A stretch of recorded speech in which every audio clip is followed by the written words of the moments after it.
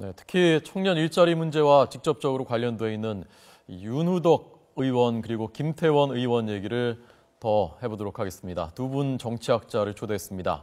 양승함 연세대 정치외교학과 교수, 박명호 동국대 정치외교학과 교수 나와 있습니다. 어서 오십시오. 안녕하십니까. 자, 우선 윤후덕 의원 두 경우가 좀 비슷한 사례인데 윤후덕 의원은 일단 본인은 인정을 했고 전화한 사실을. 그리고 김태원 의원은 지금 들으신 대로 본인이 개입한 게 아니다라는 입장입니다. 우선 좀 어떻게 된 건지부터 좀 자세히 윤후덕 의원 건부터 좀 설명을 해 주시죠. 전말을요. 일단 윤후덕 의원의 경우는 이제 아마 그 자기 지역구에 있는 그 LG 디스플레이의 그 변호사를 채용을 하는데 아마 그 대표에게 전화를 했다. 본인의 얘기는 이제 그냥 알렸다 하는 이제 그런 수준이었다고 하는 것이고 지금 의혹을 사고 있는 것은 뭐 지역구를 대표하는 국회의원으로서 그 일종의 영향력을 행사한 것이 아닌가. 그리고 이제 결과도 보면은 본래 경력 그 변호사를 한 명을 채용하게 돼 있는데 두 명을 채용했습니다. 그러니까 이런 경우 이제 윤후덕 의원에 따른 법무팀에 본래 채용 계획이 없었던 그 팀에 이제 특별 채용되다시피 이제 추가로 채용이 된 것이죠. 윤후덕 의원에 따른 그러니까 경력이 없는 사실상 거의 경력이 없는데 원래 자격에는 4년 이상 경력자를 공정거래 분야에서 뽑게 돼 있었는데 경력이 없는데 지원을 했다는 거죠. 그러고 그 한상범 대표한테 전화해서 뭐 실력이 되는 아이면 좀 들여봐 달라 이렇게 얘기를 했다는 것입니다. 어떻게 보십니까, 박 교수님께서는? 그 두 사건이 좀 성격은 다릅니다. 이제 윤후덕 의원 건은 본인도 시인을 했고 그 딸도 아마 회사를 정리한 걸로 나오는데 두 건이 공통점이 있다면 어제 오늘 일이 아니라는 거죠. 그리고 둘 다 로스쿨을 나왔다라고 하는 부분이고 또 변호사 채용과 관련된 부분이라고 하는 거. 또 이제 좀 다른 점이 있다라고 한다면 윤후덕 의원은 본인이 시인했고 딸도 회사를 정리했고 다른 사실관계가 대부분 확인이 된 상황인데 쟁점은 이제 청탁이냐 압력이냐라고 하는 부분에 대한 것만 남지 않았나 생각이 되고요. 김태원 의원 경우에는 이제 사실관계가 확인이 되는 게 아직은 아닙니다. 이제 의혹은 충분히 있을 수 있는 상황이고 또 법무부공단 이사장이 바로 옆 지역구의 전직 의원이었기 때문에 시점상 여러 가지 면에서 조금 오해, 본인 입장에서는 오해겠죠. 오해의 소지가 충분히 있기 때문에 일단 사실관계가 확인이 돼야 그 다음 부분이 좀 진행되지 않을까 생각이 됩니다. 김태원 의원의 그 건도 좀 설명을 좀 드려야 될 것 같은데요. 조금 전 뭐 간략하게 그 말씀을 드렸습니다만은 어떻게 된 건지. 법무공단에 취업을 했다는 거죠, 그 아들이요? 그렇습니다. 이제 그 지방법원의 고등법원에 아마 재판연구관으로 근무를 하다가 역시 로스쿨 출신이고요. 로스쿨 출신이고요. 뭐 서울 유수의 대학을 나온 걸로 알려져 있고 그래서 취업을 했는데 논란의 한 쟁점 중에 하나는 이제 자격 조건을 직전에 바꾼 것 아니냐라고 하는 부분입니다. 따라서 좀 특혜를 주려한 것 아니냐. 특히 이 부분이 이제 로스쿨 출신들하고 자꾸 이제 연결이 되는데 특히 또 어제 오늘 일이 아니지 않습니까? 이게 벌써 2, 3년 전의 일인데 이제 와서 이제 문제가 되고 사실로 확인이 됐다라는 데 더 큰 문제가 있다는 생각이 되고 특히 이제 변호사 시장이 공급 과잉에 이르면서 취업난에 이제 휩싸이게 되고 그러다 보니까 같은 조건이라고 한다면 아무래도 배경이라든가 또는 여러 가지 등을 고려해서 뽑는 사람들 입장에서는 할 수밖에 없는 구조가 될 수 있고 따라서 이런 것들이 윤후덕 의원의 경우처럼 전화를 했지 그것이 이제 부탁이나 압력은 아니다라고 하는 건데 받는 사람 입장에서 보면 이게 어디까지가 청탁이고 어디까지가 부탁이고 어디까지가 공정한 것인지에 대해서는 사실 논란이 있을 수밖에 없기 때문에 그분들의 자리 때문에 이런 논란이 제기되는 것이 아닌가 생각이 듭니다. 근데 같은 조건이라면 글쎄 그 배경이 있는 사람을 뽑을 수도 있겠다 뭐 그런 생각을 안 할 수도 할 수도 있겠습니다만은 이 경우는 지금 다 조건들을 아예 바꿔주다시피 한 거란 말입니다. 원래는 경력 몇 년 이상이 돼야 되는데 둘 다 경력이 없는 사람들이 뽑힌 거거든요. 그런 면에서는 뭐 누가 봐도 좀 석연치 않은 점이 있지 않습니까? 네, 그러니까 이제 이게 공정 사회 또 투명한 사회가 돼야 되는데. 이게 위인 설관식으로 또는 그 어떤 특정 사람을 위해서 그 조건을 변경하고 한 것은 이게 공정한 그런 취업 기회나 또 공정한 대우가 아니죠. 말하자면 그 권력을 가진 사람이나 영향력 있는 사람에게 유리하도록 그렇게 조건을 바꿔주는 거. 예. 사실 뭐 우리 사회에서 뭐 이런 일들이 비일비재합니다만은 특히 이 국회의원들, 권력 엘리트가 관련돼 있기 때문에 이것은 아마 우리 사회에서 이제 앞으로 좀 더 선진화되고 투명한 사회를 지향하기 위해서는 이것이 바꿔줘야 되지 않는가 이런 생각이 듭니다. 예. 이 윤호덕 의원, 김태원 의원이 어떤 그 정치인들인지 사실 그렇게 많이 일반인들한테 알려져 있었던 정치인들은 아닌데요. 어떤 사람들이 좀 설명을 해주시죠, 박 교수님. 예, 윤호덕 의원의 경우에는 이 청와대에서 근무를 한 경력이 있습니다. 네. 특히 이제 그 노무현 대통령의 측근으로 이제 알려져 있는 의원이시죠. 네. 19대 처음 이제 국회의원이 됐는데 2012년 역시 그 대선 때도 문재인 후보의 비서실 부실장을 맡으면서 나름대로 역할을 했고 역시 제일 중요한 경력들은 아무래도 그 노무현 정부 때의 경력이 아닌가 생각이 됩니다. 이제 바로 이 점 때문에 이 윤호덕 의원이 비판의 대상이 되는 건데 특권과 반칙이 없는 사회를 지향했다라고 하는 노무현 정권에서 핵심적인 역할을 한 분이 딸을 생각하는 마음으로 전화를 했다. 그러면 딸 가진 부모들의 입장에서는 다 전화를 해야 되는데 같은 전화가 아닌 거죠. 받는 사람의 입장에서는. 따라서 논란의 대상이 될 수밖에 없는 거고 또 사실관계가 대부분 확인이 된 부분이기 때문에 정치적 책임이 좀 불가피하지 않겠나 생각이 됩니다. 지금 뭐 정무비서관하고 기획조정비서관 이건 청와대에서 그야말로 비서관 중에 핵심 뭐 서열로 치면은 1, 2, 3위 안에 드는 핵심 비서관이었거든요. 게다가 지역구에 공장이 있는 곳이기 때문에 더더군다나 지역구에 없더라도 이게 전화를 했다는 것이 문제의 소지가 다분한데 지역구에 공장이 있는 LG 디스플레이에 전화를 했기 때문에 더더욱 비난의 소지가 있는 것입니다. 김태원 의원은 어떤 인물입니까? 김태원 의원은 이제 18대, 19대 국회의원을 했고요. 새누리당 경기 고양시 덕양 의뢰에서 당선이 됐고요. 그 다음에 19대에서는 국회 국토교통위원회 간사를 했습니다. 그러니까 국토교통위원회 상임위원회 중책을 맡고 있는 사람이라 이렇게 할 수가 있고요. 2010년에는 이제 한나라당 원내 부대표를 했고, 그다음에 2007년에는 이명박 후보 당시 후보의 직능정책본부 부본부장을 했습니다. 예.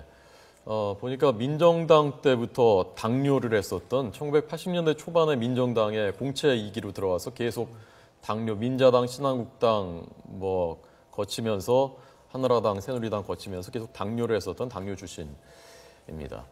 자, 그래서 아까 두 분 말씀하신 대로 이게 뭐 어제 오늘 일이 아니다라는 말씀이지 않습니까? 그리고 밝혀진 것만 이렇지 또 다른 것도 있을 수 있지 않겠느냐라는 생각을 하게 되는데 이걸 어떻게 이제 근절을 해야 될 텐데요. 어떻게 해야 되겠습니까? 아까 징계가 순방망이라서 그런 게 아니냐라는 지적도 이승영 기자는 했는데요. 어떻게 해야 될까요? 자정 노력인데 앞서 뭐 보도도 있었습니다만은 19대 국회 경우에도 38명 정도가 이제 국회 윤리특위에 이제 제소가 됐는데 처벌이 이루어진 경우나 어떤 그 징계가 이루어진 경우는 한 건도 없다고 하거든요. 따라서 동업자 정신 또는 자기 식구 감싸기라는 비판이 불가피한 상황이고 결국 이분들은 이제 정치인입니다. 따라서 본인들 입장에서는 이번 사안과 관련해서도 사실 억울한 부분이 있을 수 있거든요. 사실관계를 좀 더 확인해 봐야 되겠지만 특히 윤호덕 의원의 경우에는 사실관계가 거의 확인이 됐지만 김태원 의원의 경우에는 아직까지 의혹 단계이기 때문에 좀 더 이제 지켜볼 필요가 있고요. 다만 이제 이분들이 문제가 되는 거는 정치인이기 때문에 문제가 되는 거거든요. 따라서 최종적인 책임은 법적 책임과 더불어서 이제 정치적 책임입니다. 특히 이제 내년 선거가 있기 때문에 결국 이런 부분에 대해서는 유권자들이 최종적인 판단을 할 수 있는 주체라고 생각이 됩니다.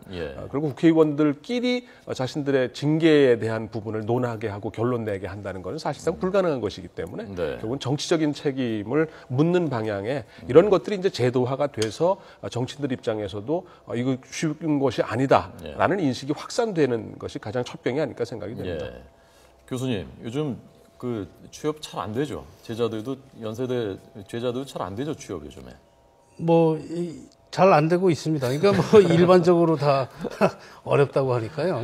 뭐 취업에 뭐 학생들은 사실상 대학에서 취업을 위한 준비를 굉장히 열심히 하고 있고요. 그리고 이제 중요한 것은 이제 자기 눈높이에 맞는 직장이 잘 안 된다는 거죠. 그러니까 주로 대기업, 재벌급 그런 기업에 가기를 대우가 좋은 곳을 원하는 거고 중소기업은 좀 피하는 경향이 있죠. 그러다 보니까 상대적으로 갈 그런 취업의 기회는 작고 예. 또 지원자들은 요즘 우리 뭐 한국의 대학생의 80% 고등학생의 80%가 대학생 아닙니까? 예. 그러니까 이런 상황에서 상당히 취업의 기회는 작다. 네. 그렇게 생각이 되죠. 예. 그러니까 이제 뭐 로스쿨도 가고 또 이렇게 하는데 로스쿨 나와도 잘 취업이 안 되거나 이렇게 만족스러운 직장을 못 찾는데 이제 이런 사례들이 지금 한 사례는 아직 정확치는 않습니다만은 이렇게 되니까 이제 화가 나는 거죠. 그 같이 경쟁했던 사람들 입장에서는요. 그게 아마 이런 사건이 2년여 만에 밝혀지는 것들이 아닌가 생각이 됩니다. 그러니까 어제 오늘 신문에 보면 이제 변호사가 2만 명 시대라고 하는데 그러다 보니까 변호사 시장이 이제 쉽지 않은 거고 예. 예전 같으면은 하지 않았어도 될 일들을 이제 하게끔 되는 시대가 됐고 따라서 나름대로 다 관심들을 갖고 있는 좋은 자리들에 대해서 무슨 자기들하고 똑같은 조건인데 가느냐라고 하는 부분 예. 또 가지 못할 것 같은데 갖다라두고 하는 것 때문에 뭔가 이제 문제가 있지 않느냐 따라서 지금 젊은 사람들이 관심 갖고 있는 것 중에 취업이지만 그 공정한 절차와 어떤 과정대로 이루어지는 거예요. 승복할 수 있게 만들어주는 것이 중요하지 않나 따라서 네. 결국은 아버지의 힘을 빌렸다라고 하는 것 때문에 승복할 수 없게 만들었던 거 아니냐. 그러면 누가 그 절차와 과정에 대해서 승복하고 우리 사회를 좋은 사회다라고 공정한 사회다라고 이야기할 수 있겠냐라는 데 근본적인 문제가 있지 않나 생각이 듭니다. 예. 국회의원들이 뭐 이렇게 갑 역할하는 거에 사실 좀 익숙한 측면이 있지 않습니까? 과거에 국회 주재하다 보면 뭐 상임위 열리거나 뭐 청문회는 말할 것도 없고요. 그러니까 국회의원들이 뭐 호통치고 소리치고 그러면 뭐 당장 공무원들 입장에서는 의리될 수밖에 없는 것이니까 중간에 이렇게 전화 한 통 하는 것을 뭐 당연하게 그런 특권 의식 이런 것부터가 사실 문제죠. 네, 사실상 뭐 국회의원들이 자신들의 권한, 입법 권한 중에서 입법 권한이 있겠고요. 또 국정감사. 그래서 사실 국정감사 하게 되면 안 걸리는 데가 없거든요. 이제 뭐 민간 기업조차도 만일 조사 대상이나 증인 채택을 한다든지. 예. 그러니까 그 광범위한 그 권력이 우리 사회에 사실상 뿌리 깊게 그동안 작용해 왔는데 예. 우리 사회가 이제 조금씩 민주화되고 조금씩 투명해지다 보니까 과거에는 관행처럼 했던 그런 것들이 네. 이제는 문제가 되는 거죠. 그리고 당연히 이제 앞으로 더 발전하는 사회를 위해서 또 그리고 우리가 모두가 다 행복한 사회를 위해서는 네. 모두가 공정하게 대우를 받아야 되지 않겠습니까? 그래서 네. 그런 면에서 아마 국회의원들의 권력은 특히 그런 어떤 부정적인 의미에서 이런 청탁이나 이런 거 영향력 행사 등은 예. 특히 차단돼야 되는 그런 거라고 생각이 됩니다. 예. 국회의원들이 이런 식으로 뭐 좀 부정하게 영향력을 행사하는 게 지금 이런 취업 청탁 같은 이런 사례 말고 또 어떤 것들이 대표적으로 있습니까, 교수님? 아무래도 이 국회의원들 입장에서는 국정에 여러 분야에 이제 관여를 하게 되고 또 광범한 정보를 또 접하게 되고 또 많은 또 고위직 또는 나름대로 영향력을 행사할 수 있는 사람들과 이제 연결될 수밖에 없는 구조 아니겠습니까? 예. 이 박해춘 의원이 이제 13일 날 국회 본회의에서 체포동의안이 가결이 될 때, 그리고 이 투표 직전에 이제 이런 신상 발언을 했습니다. 이 불체포 특권 뒤에 숨지 않겠다. 예. 일반인하고 똑같은 대우를 받겠다라고 한 건데 본인 입장에서는 아까 조금 눈물을 흘리면서 마지막 발언을 하는 장면도 나오긴 했습니다만은 예, 예.